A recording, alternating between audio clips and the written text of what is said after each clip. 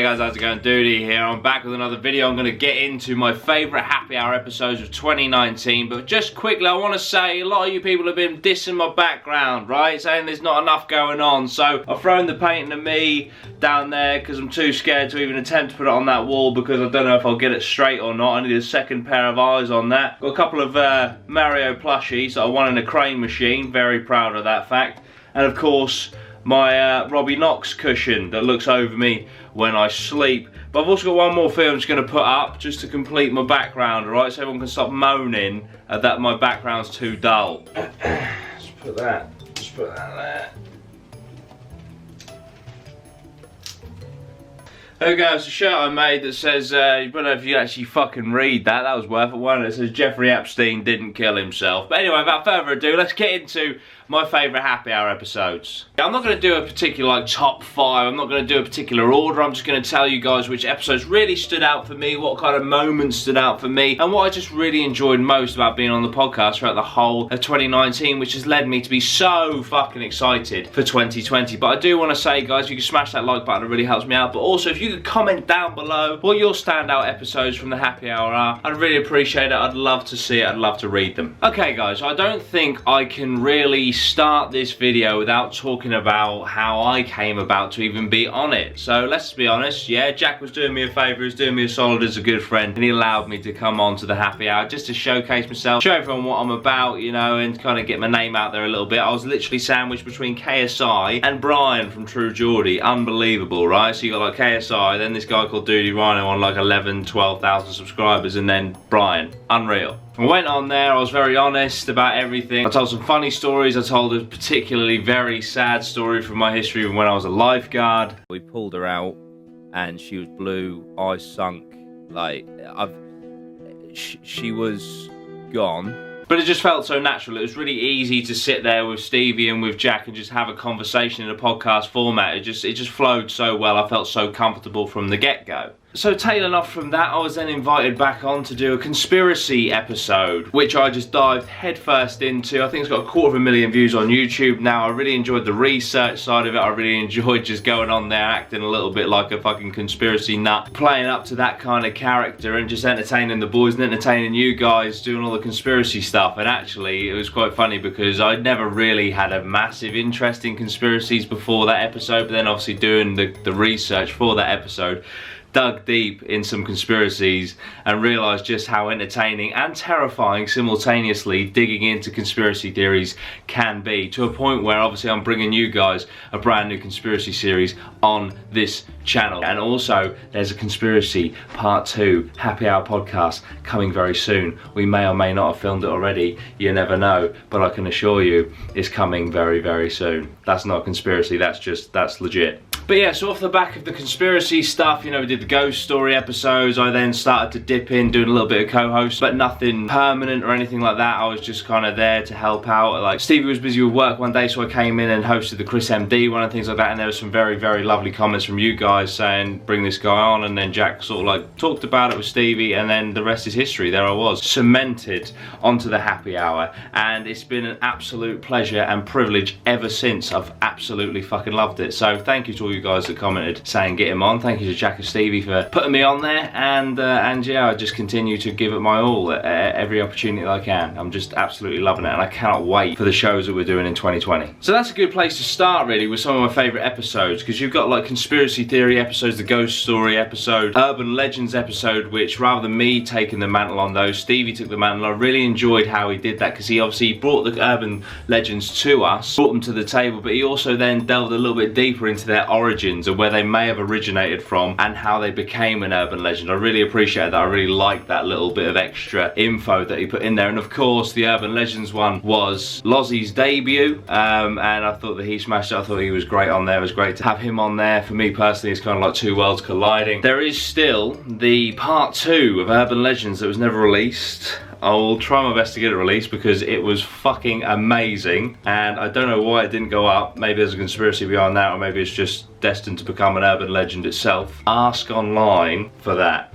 tweet it. Tweet at Jack, Urban Legend Part 2. Give it to us right now. Gimme, because it's good. Now this guest was unfucking believable. His energy was unrivaled by anyone I've ever met in my life. I had an adrenaline rush just from being in the same room as him. He was kind enough to use one of my quotes in his documentary, and apparently it's going to be used again, where I say to Anderson Gibb, he will be immortalised if he knocks out Jake Paul. And I do believe that is most certainly the case, and I do think that is what is going to happen in Miami in a week or two's time. But yes, so Anderson Gibb, he came on, it was unbelievable. He was just so much fucking energy. It was nuts. It was just like, he was literally like a ball of palpable adrenaline. It was nut. He came in like a fucking whirlwind, brought the house down. We had an amazing fucking podcast. He left and we had to take a deep breath because we were just like, holy fucking shit, that was absolutely mad for 45 minutes to an hour. Absolutely insane. Brilliant podcast, brilliant guest. I wish him all the best, and I certainly hope that you knock out Jake Paul, my friend. I have to throw this man in there. I do. He's one of the best people I've ever met in my life. He's such a lovely, genuine person. He has collaborated on this channel. It is, of course, the one and only Robbie Knox. He is beloved on the internet now. I'm so glad that he is like a full-on influencer, because I know that he is most certainly enjoying it himself. And it's just, every time I see Robbie, I saw him yesterday, it's just a pleasure. It's just a pleasure to be around. It's one of the nicest people I've ever met, and you couldn't ask for more in a person. It's just fucking fantastic. The ghost hunt documentary that I did, he travelled 2 hours off his own back to come and do that ghost hunt documentary with me. When that was all kicking off, like, oh, is he going to be sued? Called Robbie up, and he was amazing and supportive about that and reassured me. And so he's just a great guy. Like, the thing is, if you watch his videos and you think, I bet Robbie's lovely, he genuinely really is. He really is. Top marks for Robbie Knox. Just a class guy, class guest every time he comes on. He brings the house down, he brings something special, he brings that Robbie Knox factor, the Knox factor. That's what he brings to the pod. And now he's part of the team, because we're doing a happy half hour, which is Jack and Robbie teaching Jack life lessons for 30 minutes, which is going to be coming in your ears once a week. So you get even more Robbie, which is fucking brilliant. You can't have enough Robbie, in my opinion. There he is, he's right there. He's on a cushion. Is on a cushion in my room. Okay, this one has gone down in kind of folklore. It's gone down into podcast legend, if you like. It's the meal deal episode. This episode was completely unplanned, as you all know. We spoke about it many times, right? We literally had a guest drop out. I think it was Vic Star, actually. He couldn't make it, so obviously we postponed him. So we had a spare hour. So we were just like, fuck it, we'll go in there. We talked about meal deals and shit, and the rest is history. You guys, it just struck a chord. It was unbelievable. You know, you guys absolutely adored it. You absolutely loved it. We really enjoyed it. We were just like, what the fuck just happened there? We went in there, spoke for an hour, hour and a half. It flew by. We chatted absolute shit, but funny shit. That's the thing that I love so much about the podcast, you know. The guests are fucking amazing. But the chemistry that us three have is just, I think it's sick. I do think it's sick, and some of my favourite episodes are the ones where it's just us chatting shit. That Meal Deal podcast obviously led to the documentary and stuff, which I thoroughly enjoyed, but it was like lightning in the bottle, that one. That's Eminem's Lose Yourself. It's Happy Hours Meal Deal episode. Fucking brilliant. Obviously, Lawrence from True Geordie has been on the podcast twice. I wasn't the co-host when he was first on there. When he came on there second, I was really just blown away by how witty Lawrence is, and how smart his humour is. It was fucking brilliant, and his mannerisms and stuff. I just thoroughly enjoyed the podcast that we did with him for Happy Hour Week. It was just brilliant. It's on YouTube, you can go catch that. I genuinely think it's one of the best podcasts that we did. For me personally, really fucking enjoyed it, and I enjoyed being in his company. I just thought, yeah, he's a sick dude, very funny dude, very switched on dude, and a brilliant guest. So there we go, Lawrence McKenna. I know I said I weren't going to put it in order. I know I said I weren't going to give you any orders or anything like that, but if I got to say what number one is, for me, number one is Peter Bleksley.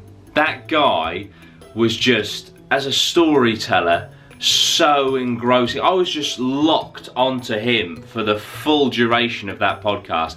His stories were just so enticing. I was just completely absorbed into his world. He was fucking absolutely fantastic, an absolute gent. A guy with such rich history, it's unbelievable, and just an absolute treasure trove for stories. And for a podcast guest, that's you can't ask for more than someone that can bring really entertaining, engaging stories that just gets you enthralled in that. He was just brilliant. He was fantastic. It was mad because it really showed me the scope of the podcast, right? Because for example, when we had Ellen and Neil on, yeah, my sister absolutely loves her videos. Eleanor was kind enough to do a video message for my sister. She absolutely loved it. I really appreciated that, right? So you've got my sister, who's now 19, 18 at the time, buzzing Ellen and Neil's a guest on the podcast, right? Fast forward to when Peter Blexley's on. I call up my dad, oh, I've got this guy on, Peter Blexley. Well, he's like, Peter Blexley, I listen to him on radio too, blah, blah. So a 55-year-old man buzzing for a guest we got on. An 18-year-old girl buzzing for a guest we got on. So that just shows, like, the range that we have on the podcast is fucking brilliant. The fact that I can entertain my sister,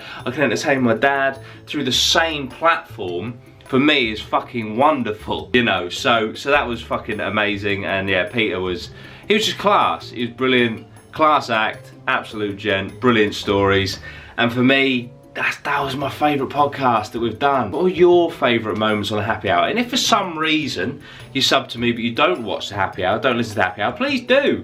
It's fucking brilliant. It's one of the best things I've ever been involved with. I'm so happy to be involved with the Happy Hour. I'm so fucking proud to be a co-host, and I really appreciate it every single day, you know, that Jack plonked me on there and shows that trust and faith in me as a co-host to do that. And I can also tease a little bit, guys.